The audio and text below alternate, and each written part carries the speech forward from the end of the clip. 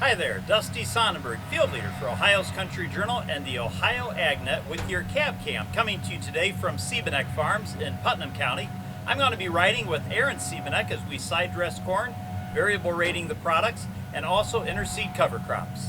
Aaron, tell us a little bit about how the process has been going so far as you've been running about a week. It's been going real good here.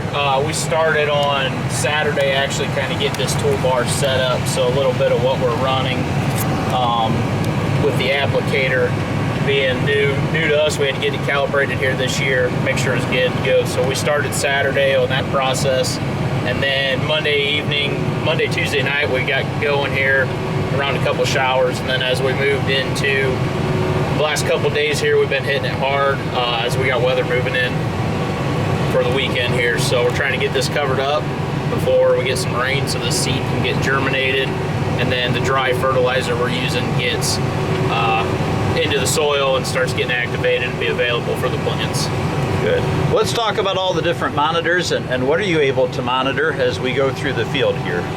Yeah, so it's quite simple but a little bit complicated as well. So we're running a Salford ST10 card on a J&M 28 applicator frame, so we're doing a twin bin dry application, all ISO bus through our Pro 700 monitor.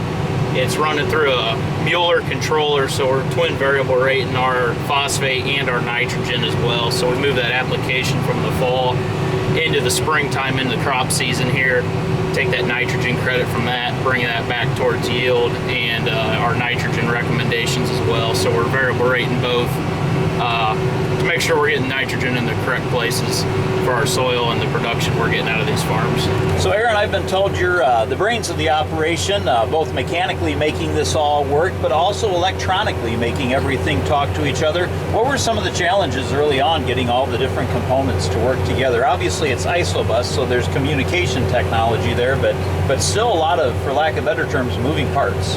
Yeah, absolutely. So when we started talking about making this toolbar and kind of getting it built, the first thing I kind of looked at was what Putnam Soil and Water Office had, and mimic their design, and then tailor to the operation that we were trying to do of getting this nitrogen on in season in the corn as well as our phosphorus to get that out of the fall application. So we spent a lot of time really trying to hone in on the parts and the pieces of this to make sure what we were going to do is going to be better than what we were doing in the past.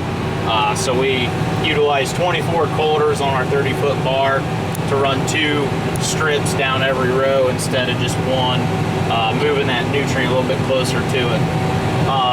Then we're running the 4 sections on here with the twin recs, so a lot of it's just our computer system. I have a background in ag retail and worked for a fairly large ag retail company, and with them I kind of specialize in the precision ag side, supporting our group in Ohio and Michigan. So I got a lot of background in our GIS software and spending time with the crop management, writing these recommendations and making sure we work with nutrient placement to credit out every pound that we're putting in the ground, no matter what it is throughout the season, to make sure we're doing a better job getting these into the soil.